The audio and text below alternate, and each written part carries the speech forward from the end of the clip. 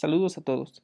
El día de hoy, dando continuidad a nuestro módulo de hematología, vamos a estudiar cómo realizar un abordaje diagnóstico correcto cuando se trata de una anemia, principalmente basándonos en nuestra sospecha y en las manifestaciones clínicas que va a evidenciarse en el paciente, para que a posterior podamos realizar una correcta selección de los estudios de laboratorio y de gabinete que vamos a solicitar para realizar un diagnóstico correcto de lo que representa este conjunto de entidades.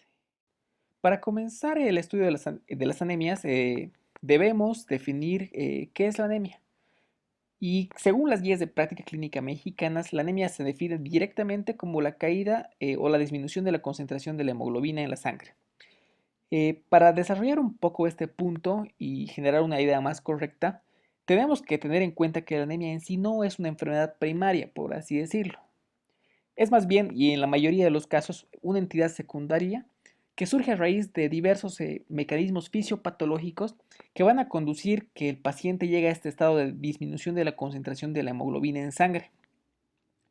Este tipo de errores que cometemos los médicos, generalmente al observar un estudio de laboratorio y directamente detectar la caída de la hemoglobina, nos conduce a querer directamente realizar un tratamiento, entre comillas, sintomático, que en este caso correspondería a administrar sulfato ferroso o otro tipo de suplemento de hierro aunado a vitaminas. Pero no nos detenemos a buscar más allá la verdadera causa que ha desencadenado este estado de disminución de concentración de la hemoglobina en el paciente. Por lo cual, desde ya debemos saber que la anemia tiene que ser investigada hasta llegar a la causa que ha desencadenado la caída de la hemoglobina.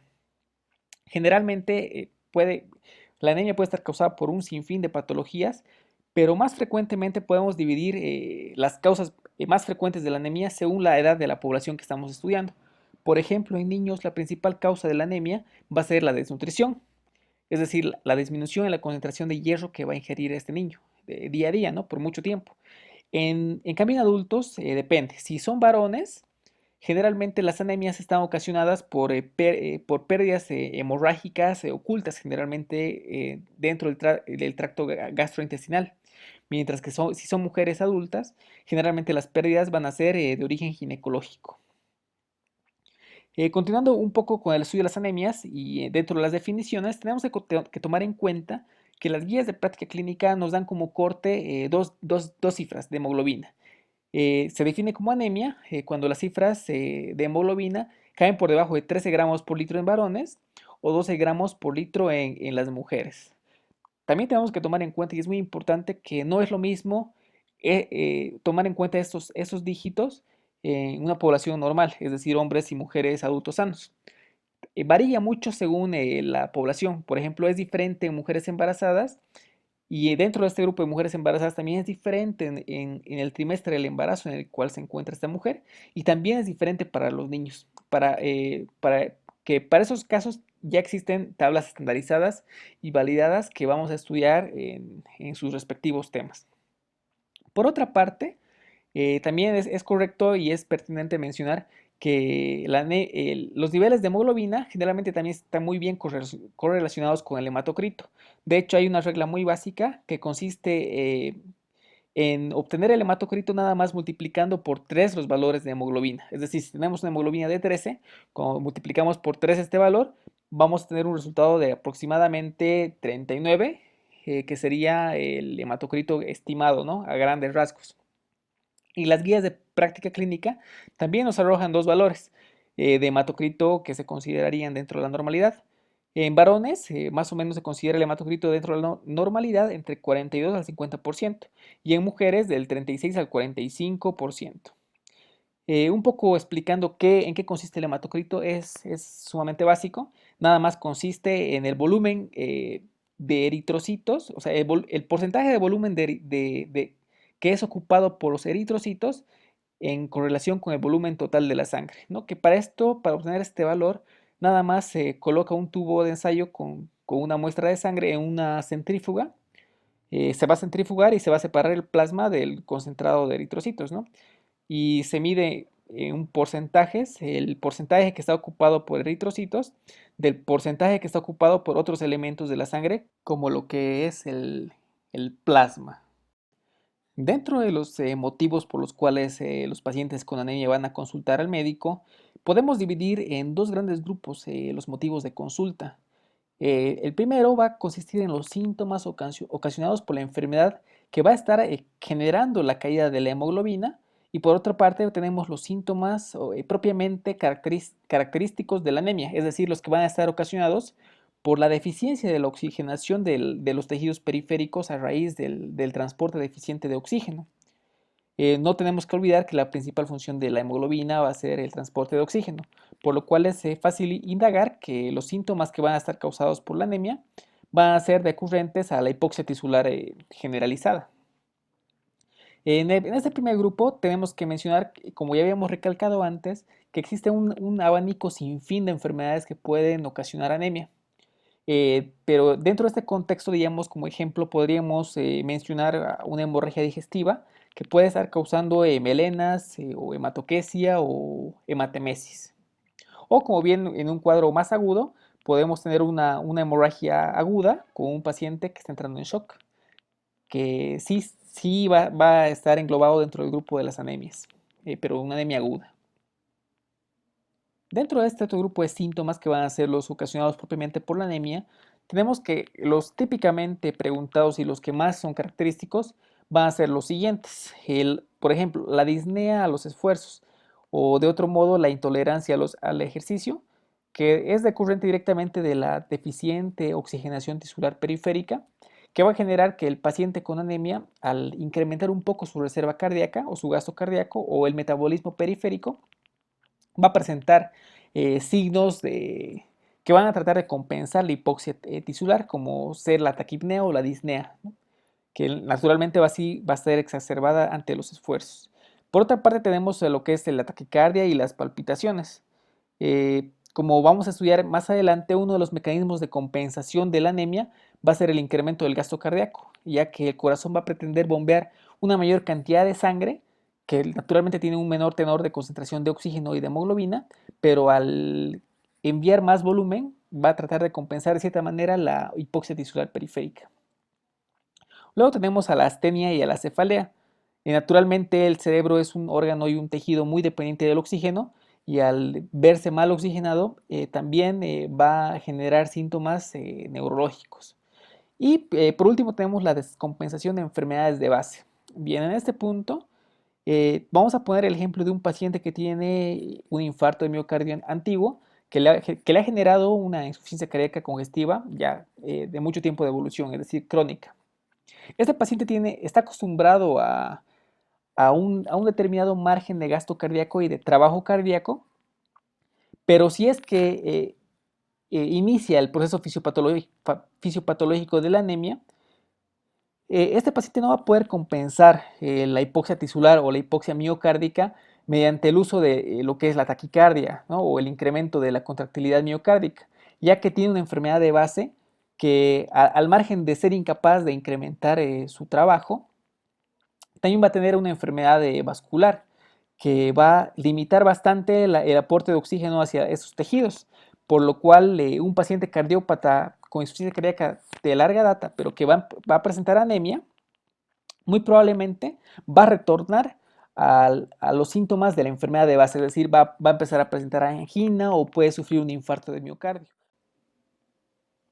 Como ya íbamos diciendo, existen mecanismos de compensación que utiliza el organismo para tratar de cubrir las deficiencias de oxígeno que llegan a los tejidos periféricos.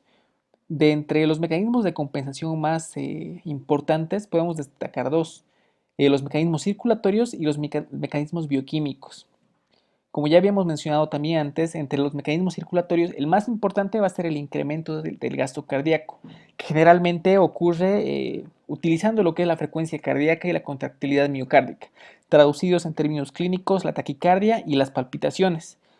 Con esto el organismo busca llegar a un mayor gasto cardíaco, enviando una sangre con menor tenor de oxígeno por la disminución de la concentración de hemoglobina, pero en mayores cantidades, es decir, que Al final de cuentas sí envía más cantidad de oxígeno a los tejidos periféricos, pero como les iba diciendo, este tipo de mecanismos de compensación nada más es provisional y llega a determinado punto en el cual se hace insuficiente. Muy bien, por otro lado tenemos los mecanismos bioquímicos de compensación de la anemia, en los cuales vamos a utilizar esta imagen que es la curva de disociación de la hemoglobina, que se fundamenta en el efecto Bohr de los gases. Este efecto consiste e indica que existen ciertas circunstancias en las cuales el oxígeno va a ser menos afín a la hemoglobina, es decir, la hemoglobina va a ser capaz de liberar con más facilidad el oxígeno en determinadas circunstancias. Esta curva puede estar desviada tanto a la derecha como a la izquierda. Existen ciertas sustancias como el 2,3-difosfoglicerato que la van a desviar a la derecha. ¿En qué consiste eso de desviar la curva de saturación de la hemoglobina? Por ejemplo, tengamos como ejemplo el caso de que tenemos una presión parcial de oxígeno de 40. La línea negra o la línea oscura es un estado fisiológico basal o normal. Esta línea punteada hacia la derecha es la desviación hacia la derecha y esta línea punteada hacia la izquierda es la desviación hacia la izquierda. Digamos que estamos en un caso donde hay una anemia y existe un incremento de 2,3-difosfoglicerato en los tejidos periféricos. Gracias a este incremento o gracias a esta molécula va a existir una menor afinidad del oxígeno hacia la hemoglobina, es decir, que a presiones parciales de oxígeno, digamos en 40, el oxígeno va a estar saturando nada más que el 60% de la hemoglobina. Mientras que en el caso fisiológico opuesto, es decir, digamos que cuando hay poco 2,3-difosfoglicerato o un pH alcalino o elevado, la misma concentración de presión parcial de oxígeno, que en este caso es 40, va a estar saturando hasta un 80% más o menos de hemoglobina, es decir, va a ser más afín a la hemoglobina y va a impedir que se liberen con más facilidad el oxígeno a los tejidos periféricos. En esto consiste el efecto Bohr de los gases. Y volviendo al contexto de la explicación, existen sustancias como el 2,3-difosfoglicerato o los estados de pH ácido que van a desviar la curva de saturación de la hemoglobina hacia la derecha, facilitando así la liberación de la hemoglobina, facilitando la liberación del oxígeno de la hemoglobina. La mnemotecnia aquí es que el pH va a ser el que va a mandar aquí en la curva de disociación de la hemoglobina. De tal manera que si el pH va a bajar, es decir, pH ácido, la curva de saturación va a ser desviada hacia la derecha y hacia abajo. Mientras que si el pH va a incrementar, es decir, un pH va a ser alcalino, la curva de saturación se va a desviar hacia la izquierda o hacia la izquierda y hacia arriba, para que se acuerden. Muy bien, una vez que hemos realizado el diagnóstico de anemia, tenemos que basarnos en una buena anamnesis, como en un buen examen físico, para indagar cuál ha sido la causa que ha desencadenado este estado de deficiencia de hemoglobina. Dentro de la anamnesis tenemos un componente fundamental que nos va a permitir comenzar a encuadrar los posibles diagnósticos diferenciales que han podido causar la enfermedad que está teniendo el paciente. Primero que nada, el tiempo de evolución.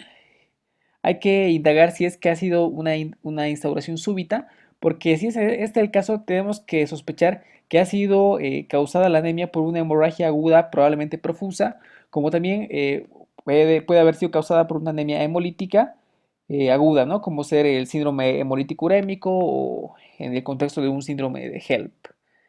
Si es que ha tenido una evolución más insidiosa, tenemos que pensar en enfermedades crónicas, ¿no? Como ser los estados carenciales, tanto de hierro como de complejo B, las enfermedades de la médula ósea, como por ejemplo la aplasia medular idiopática, o también puede ser la leucemia aguda, y también enfermedades crónicas, como en el caso de la anemia de enfermedades o de trastornos crónicos, que está causada principalmente por el proceso inflamatorio que genera una entidad o una enfermedad que tiene una larga data de evolución y que impide el correcto uso, la correcta función del hierro, que aunque este se encuentra en cantidades normales en el organismo, el organismo es incapaz de sintetizar hemoglobina a partir de este hierro. Eso es lo que caracteriza a la anemia de enfermedades crónicas. Y por último tenemos condiciones hereditarias que en el examen físico aparecen cuando uno le pregunta al paciente desde cuándo tienes la enfermedad y el paciente o los familiares te refieren que desde la infancia. Probablemente se traten de enfermedades de origen genético, hereditarias, como sea la talasemia o también la falsemia o la esferocitosis hereditaria. Por otro lado, el examen físico y los estudios de gabinete nos van a ser muy útiles para indagar las posibles causas. Esa tabla la hice con los signos más característicos de ciertas enfermedades, como por ejemplo aquí podemos ver en el contexto de una talasemia, tenemos el famoso signo de cráneo en cepillo, que ya lo hemos revisado en el video anterior, y también tenemos alteraciones del macizo facial, como por ejemplo la expansión de los senos paranasales, dentro del contexto también de la expansión de la médula ósea, de todo lo que es el cráneo, en el contexto de talasemias. Aquí tenemos lo que es una glositis y una quilitis angular, que nos debe hacer sospechar fuertemente una anemia causada por estados carenciales. En este caso tenemos una esplenomegalia, que generalmente se acompaña de ictericia en las anemias hemolíticas, como también podemos observarla en el hiperesplenismo, ¿no? Que puede estar causada por diversos factores o mecanismos fisiopatológicos de los cuales se destaca, por ejemplo, las neoplasias hematológicas, ¿no? Y por último aquí podemos observar un miembro, una extremidad inferior con petequias, que si es que en la analítica nos acompaña con leucopenia y con anemia, y naturalmente con una plaquetopenia podemos ya ir pensando en una aplasia medular, ¿no? Cabe resaltar que si es que tenemos las tres líneas celulares disminuidas, es decir, anemia, plaquetopenia y leucopenia, estamos hablando ya de una pancitopenia, que es lo que caracteriza a la aplasia medular. Continuando con la clase, ahora pasaremos a hablar de lo que son los principales estudios de laboratorio complementarios dentro del diagnóstico de las anemias. Vamos a ir explicando uno por uno en estos estudios que son habitualmente pedidos y vamos a explicar más o menos de qué trata cada uno para luego explicar sus rangos de referencia normales, que por cierto son los que nos ofrece la guía práctica clínica de las anemias. Bien, en primer lugar tenemos al conteo de eritrocitos, que es muy fácil de entender de qué se trata. Nada más es el conteo del número de eritrocitos por una unidad de volumen, que en este caso, según las guías de práctica clínica, el valor normal va a ser de 4.5 a 5.9 millones de eritrocitos por microlitro, y en mujeres va a ser de 4.1 a 5.1 millones de eritrocitos por microlitro. Nada más es el conteo de número de células por unidad de volumen. En segundo lugar tenemos a la hemoglobina, que igual nada más nos mide una cantidad determinada de masa que cabe en una unidad determinada de volumen. Las guías de práctica clínica nos dicen que los valores de referencia normales corresponden a 14 a 17.5 gramos por decilitro de hemoglobina en varones y de 12.4 a 15.3 gramos por decilitro en mujeres. Hay que recordar que esos valores son aceptados nada más para una población estándar que consiste en adultos sanos. Posteriormente pasamos a lo que es la revisión de hematocrito, que como hemos mencionado antes, es un porcentaje, ¿no? Es el porcentaje de masa eritrocitaria que ocupa el volumen total de sangre. Como hemos visto anteriormente en un tubo de ensayo, después de centrifugado, se determina el porcentaje de eritrocitos del total que ocupan el total del volumen de sangre. Los valores de referencia son de 42 al 50% en varones y del 36 al 45% en mujeres. Posteriormente hablamos del volumen corpuscular medio, que hace referencia al tamaño de los eritrocitos, es decir, al volumen que ocupan los eritrocitos en el espacio, que está medido en unidades de volumen, que corresponde al femtolitro por eritrocito, ¿no? Es decir, nos mide el volumen de cada uno de los eritrocitos.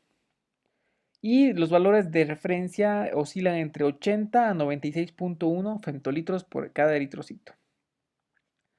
Posteriormente tenemos a lo que es la hemoglobina corpuscular media, que nada más nos mide la masa de hemoglobina que cabe dentro de cada uno de los eritrocitos. Es decir, nos mide cuánta hemoglobina entra en un eritrocito. Esta también se mide en unidades de masa por eritrocito, ¿no? Que corresponden a picogramos por eritrocito. Los valores de referencia corresponden a 27.5 hasta 33.2 picogramos de hemoglobina por eritrocito. Recordemos que solo en un eritrocito. Eso se calcula mediante una división sencilla que corresponde a la hemoglobina dividida sobre el conteo de eritrocitos, que naturalmente, usando un razonamiento muy sencillo, nos conduce a tener en una cifra la cantidad de hemoglobina que cabe en un eritrocito. Bien, ahora vamos a hablar de la concentración de hemoglobina corpuscular media, cuyos valores se oscilan bastante, son bastante parecidos a los de la hemoglobina corpuscular media, pero en sí son cosas bastante diferentes. La concentración de hemoglobina corpuscular media hace referencia a la cantidad de masa de hemoglobina eh, en un decilitro de eritrocitos. Es decir, ya no calculamos cuánta hemoglobina hay en un solo eritrocito, más bien calculamos cuánta hemoglobina hay en un conjunto de eritrocitos que ocupa un determinado volumen en la sangre. Sus valores de referencia son 33.4 a 35.5. A seguir tenemos lo que es el ancho de distribución eritrocitaria, que básicamente es un porcentaje que básicamente nos indica cuán parecido es el volumen de todos los eritrocitos entre sí. Es decir, nos compara el tamaño de un eritrocito con el tamaño de otro eritrocito, con el tamaño de otro eritrocito, y nos arroja un porcentaje. Es decir, es un porcentaje que oscila entre valores normales de 11.5 a 14.5%. Bien, para entenderlo mejor, vamos a hacer una pequeña gráfica. Vamos a borrar todo esto y vamos a dibujar una pequeña gráfica. Vamos a suponer que esto es el porcentaje de eritrocitos en función a cuánto se parecen volumétricamente entre sí. Esto es 0%, es decir, todos los eritrocitos son iguales. Y esto es 100% y significa que todos los eritrocitos son diferentes, hablando en términos de volumen. Entonces más o menos va así. Y el ancho de distribución de banda eritrocitaria, a medida que avanzamos en esta línea, va aumentando, ¿no? Entonces, como valores normales tenemos de aproximadamente 11 hasta 14.5%, que más o menos estaría desde acá hasta acá. Es decir, nada más esta cantidad de eritrocitos van a ser diferentes entre sí. Y esto es lo normal. Generalmente, cuando existen anemias, por ejemplo, carenciales o hemolíticas, los eritrocitos al sufrir alteraciones morfológicas van a variar mucho en volumen de eritrocito a eritrocito. Pero existe una entidad que se caracteriza particularmente por tener un ancho de distribución de banda eritrocitaria conservado. Ese es el caso de las talasemias. Y bien, por último tenemos a lo que es los conteos tanto de leucocitos como de plaquetas, que al igual que como en el caso del conteo de eritrocitos, nada más es un conteo del número de células por unidad de volumen.